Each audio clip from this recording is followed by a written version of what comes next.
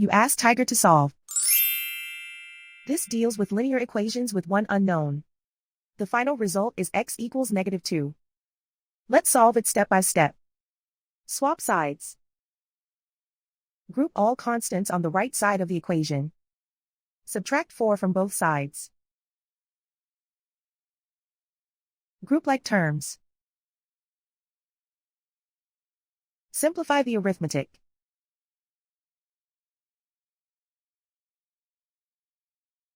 Isolate the x.